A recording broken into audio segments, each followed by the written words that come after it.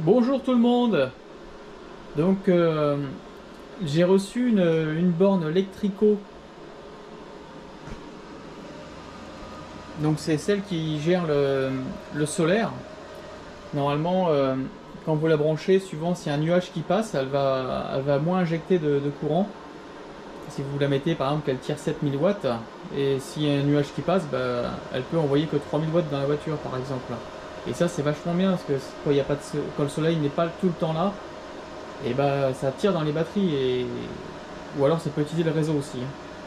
Et là ça permet quand il y a un nuage qui passe d'envoyer que ce qu'il y a besoin quoi. Donc là vous avez tout ce qui est donc ça c'est la boîte que j'ai reçue. Vous avez le mode d'emploi qui est là, une partie du mode d'emploi. Vous voyez, power, hybride ou green. Ça c'est les trois modes qu'on peut utiliser avec. Là vous avez la borne qui est juste là.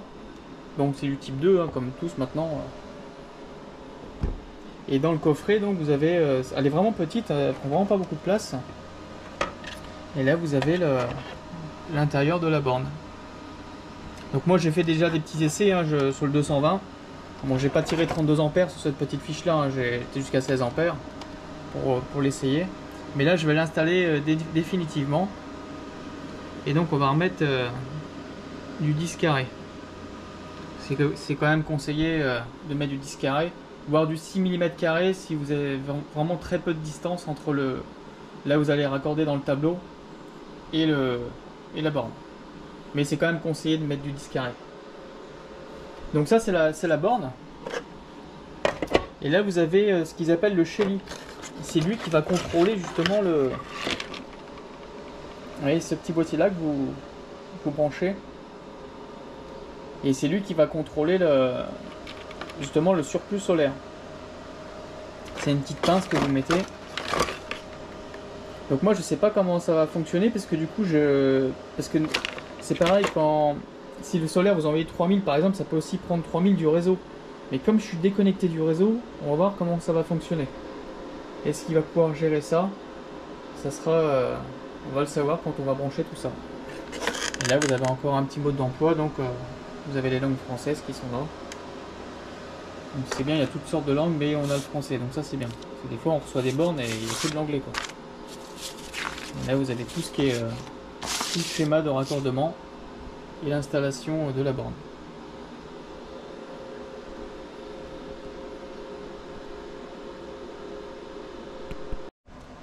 Voilà, parce qu'à la base j'utilisais une borne que j'avais achetée sur AliExpress et elle fonctionnait très bien. Hein. Et du coup, vous voyez, je l'avais encastré dans le double fond là qu'on voit. Et comme ça, donc je raccordais comme ça les voitures. Donc là, je vais la remplacer celle-ci par la Electrico. Donc du coup, la borne elle est cachée juste derrière le bardage qui est là. Hein. Donc je vais devoir démonter tout ça et donc on va changer tout ça. Donc là, vous voyez, là la borne elle est ici et donc ça ressort derrière.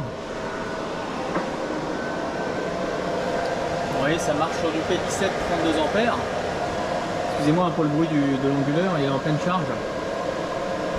Donc c'est du P17 32 ampères. Vous voyez, le câble arrive là. Et du coup, je l'ai branché comme ça parce que je ne l'ai pas mis en direct dans le compteur. Parce que j'utilise, vous savez, l'UMC de Tesla. Quand je veux charger la voiture dans le garage, bah je me raccorde ici. Et donc là, vous avez le petit disjoncteur. Donc c'est du type A. Et là, vous avez le disjoncteur de protection de la borne. Voilà. Donc bah, je vais commencer à démonter ce bardage et puis je vais vous faire voir comment était l'ancienne borne. Donc voilà à quoi ressemblait l'application pour l'ancienne borne. Donc elle était pas mal hein, cette petite borne chinoise. Hein. De temps en temps elle se mettait en offline et des fois elle se déconnectait comme ça, donc je coupais le disjoncteur, je la remettais, elle se reconnectait. C'est tout le seul défaut qu'elle avait, sinon elle a toujours bien fonctionné. Je sais plus combien de temps ça fait que je l'ai cette borne, ça va faire 1 an ou 2. Et donc vous voyez ce qui est bien par rapport à celle de ma femme, la Leaf, parce qu'avec sur une Tesla ou même le Niro, enfin sur la Tesla on peut changer les ampères mais pas sur la Leaf ou même le Niro. Et ce qui est bien c'est que là vous voyez on pouvait choisir ses ampères, on pouvait mettre l'ampérage qu'on vous souhaitait. Mais l'inconvénient de cette borne, c'est dès qu'il y avait un nuage qui passait, le problème c'est si je tirais 30 ampères, les batteries elles aimaient pas quoi, ça tirait sur les batteries. Donc voilà à quoi ressemblait l'application.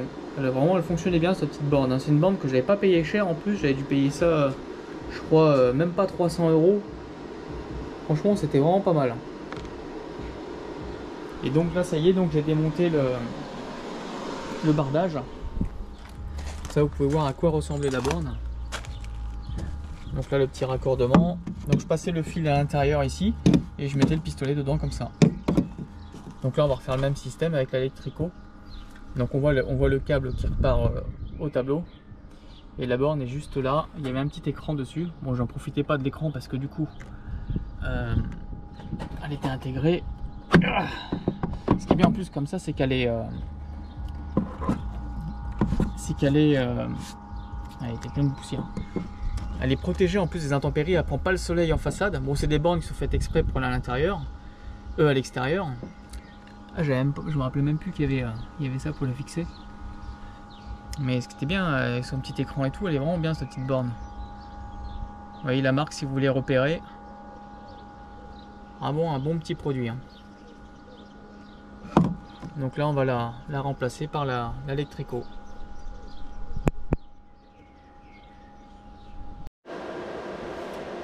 Donc ça c'est l'ancienne borne. Elle est vraiment pas mal, hein, cette petite borne. Franchement le câble il était quand même de qualité, hein. Ça m'a l'air d'être c'est du sérieux quand même, hein, pour une borne qui valait même pas 300 €. Je crois que je l'ai payé 254 ou un truc comme ça, hein. Franchement je vous la recommande cette petite borne, elle était vraiment bien, hein. Là c'est vraiment parce que Electrico m'a envoyé celle-ci que je l'ai installée, mais sinon j'étais vraiment content de celle-ci. Le pistolet et tout, franchement elle a quand même bien servi celle-là, tout est nickel encore dedans, hein. C'est du bon produit. Donc vous voyez avec quoi je branche mon UMC de la Tesla. Donc vous voyez je le branche dessus comme ça, et comme ça je le mets dans le P17 là-bas. Ça me permet de charger la voiture à l'intérieur du garage parce que mon câble n'est pas assez long comme le chargeur de la Tesla est à l'arrière. Du coup je peux pas amener le câble jusqu'au bout. Donc c'est ça qui fait que je le branche l'UMC. Mais là du coup je vais y remédier parce que je vais garder cette borne là que je vais mettre dans le garage. Je vais essayer de la mettre sous le petit tableau qui est là. Parce que du coup je vais faire deux circuits séparés. Je vais mettre le garage sur l'onduleur là et la maison sur l'autre. Donc là c'est pas encore relié mais je vais m'en occuper. Je mettrai la borne en dessous. Enfin, je sais pas comment je vais faire, il faut que je remette un tableau. Mais je vais bien arriver à trouver une solution. Et donc je voulais vous faire voir, donc il faut cet outil là absolument, c'est une espèce de fraise qu'ils appellent ça. Ouais ça c'est une fraise. Vous voyez j'avais trouvé ça chez Lidl. Franchement c'est nickel aussi, ça marche bien, hein. Et c'est grâce à ça que j'ai pu faire le trou en dessous pour pouvoir mettre le presse-tout, je crois qu'ils appellent ça, pour pouvoir passer le câble dedans. Parce que si vous n'avez pas ça, vous n'allez pas pouvoir faire le trou pour passer. Donc voilà, ça y est, la borne est installée. Donc ça c'est une sorte de wagou en fait, on tire les languettes vraiment au fond et quand on le met dedans, après on les ramène comme ça. Vous voyez, on voit un petit peu le système, comment il est fait. Et c'est vrai que sur du fil rigide c'est pas évident quoi, hein. On a peur de péter le circuit. Mais sinon ça se fait, il faut y aller tranquillement et ça se fait. Par contre il y a un truc, c'est pas terrible parce qu'il faut percer ce trou là. Donc il faut une espèce de fraise conique pour pouvoir le percer, et si on n'est pas équipé de ça, c'est un peu embêtant quoi. Parce que je crois que ça s'appelle un pressé-tout ça. Il faut le mettre en fait. Parce que si on fait le trou juste la taille du câble, ça rentre pas ça. Il faut vraiment faire le trou de la grandeur de ça. Je comprends pas qu'ils font pas d'usine quoi. Ce serait tellement plus simple. Donc voilà, donc on n'a plus qu'à. Je vais remettre le cache et puis je vais la brancher. Alors donc je vais lancer la borne. Donc là elle est connectée. Donc, vous voyez les différents modes là, power, hybride et green. Donc green pour le solaire, hybride pour mélanger le réseau et le solaire. Et power c'est si on veut juste la mettre en direct. Donc, moi je vais la mettre justement que en direct. Parce que moi ça marche pas, hein. J'ai fait des essais avec green, ça fonctionne pas parce que je suis pas relié au réseau quoi, c'est ça donc ça communique pas. Et vous voyez le Shelly est branché, on voit bien donc là la maison elle consomme 390 watts. Et si je regarde donc ce que l'onduleur me dit, c'est précis, hein, vous voyez 385. Donc le Shelly, vous voyez, je l'ai branché là. Bon là j'ai fait ça à l'arrache hein, pour faire des essais. Donc j'aurai ça dans le coffret beaucoup plus proprement. Et je me suis connecté sur la phase. Et moi ça ne fonctionne pas parce que il y a juste une phase, juste l'onduleur qui envoie le courant, mais j'ai pas le retour du réseau. Donc c'est sûrement pour ça que ça ne fonctionne pas. Alors donc là je me suis mis sur Power. On va aller sur Borne. Là je vais autoriser la charge. Vous voyez je suis au maximum, hein, je suis à 32 ampères. Hop, autorisé. Donc là normalement les voyants sont roses comme ça. Et quand elle charge, il passe au blanc.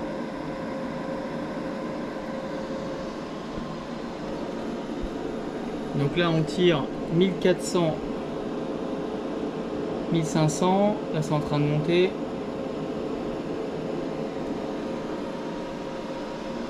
Donc j'ai un message d'erreur, je sais pas pourquoi ça me met ça. Le périphérique EM est inaccessible. Alimentation réduite au niveau de sécurité.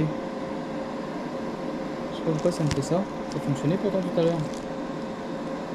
Ouais, du coup il me tire pas plus de 1500 watts là. Bizarre ça. Alors ça y est, la borne est installée. Tout est raccordé, tout est bon. Vous voyez comme vous pouvez le voir, donc moi je vais utiliser le mode Power parce que j'ai essayé hybride et green donc ça ne fonctionne pas par rapport au réseau hein. Donc là on voit, ce qui est bien parce que c'est un compteur d'énergie en fait, vous voyez on voit que je tire 430 kW. Donc là on va venir sur borne, hop, et je vais autoriser la charge donc à 16 ampères. Donc là je lance la charge et la borne, vous voyez, hop, elle change de couleur. Et on voit le petit cercle qui tourne dans les sens des aiguilles d'une montre. Et donc, tiens, ça y est, on entend l'onduleur qui s'accélère. Donc là, je suis bien à 16 ampères et 3700 watts, enfin 3700 watts. Si je regarde sur gestion de l'énergie, donc là, comme ça s'est rajouté avec les 400 watts de tout à l'heure, donc vous voyez, on va dire 4000 watts quoi, que je suis en train de tirer. Et on voit que la borne, en fait, vous voyez, elle tire 3500 watts quoi. Donc là si je viens sur borne, donc là vous voyez je peux augmenter, donc on va mettre à 32 ampères, on va la mettre au maximum hein. Voilà, donc ce qui est bien c'est que c'est instantané. Là j'entends l'onduleur qui s'accélère. On va revenir sur la gestion de l'énergie et vous voyez là je suis à 7680 watts et la borne elle tire en réalité 7200 watts pratiquement. Donc c'est quand même pas mal le Shelly pour ça. Donc ce qui est dommage, moi, c'est comme je suis pas raccordé au réseau, du coup je ne peux pas voir je ne peux pas utiliser l'hybride et le green. Donc on va aller voir sur l'onduleur ce que ça dit. Alors, ah oui, alors donc il y a un truc aussi, quand on accélère la puissance de charge, le cercle tourne beaucoup plus rapidement. Donc moi ce qui est dommage, c'est que je ne le verrai pas parce que je vais tout refermer. Mais sinon l'animation est vraiment sympa hein. On va voir la puissance. Donc c'est bien ça, hein, je tire bien 7547 watts. Donc que je produis en même temps, parce que là c'est bien ensoleillé. Donc c'est quand même pas mal. Donc je vais refermer tout ça et je vous fais voir quand tout est fermé. Donc voilà, j'espère que ça vous a plu tout ça. Donc vous voyez, donc une fois que tout est fermé, on ne voit plus rien, il n'y a plus de borne. Du coup ça permet de ne pas avoir des câbles qui pendouillent partout. Et quand j'ai besoin de la borne, donc du coup j'ai aimanté la partie qui est là, hop, je retire, je prends le pistolet, voilà, et vous voyez le fil est à l'intérieur. Donc ça c'est vraiment pas mal. Tac, voilà. Ni vu ni connu.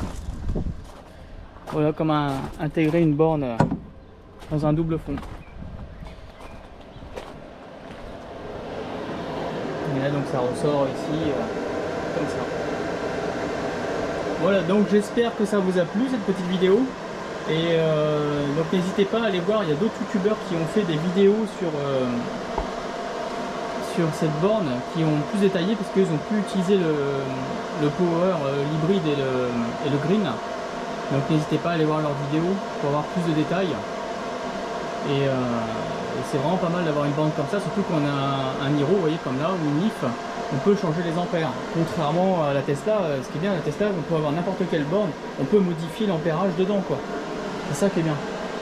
Mais là, quand on a des véhicules comme ça, si on ne veut pas tirer 7000 watts, et ben avec ces bornes-là, on peut mettre que 16 ampères, on peut mettre 20 ampères, on peut mettre vraiment ce qu'on veut, quoi.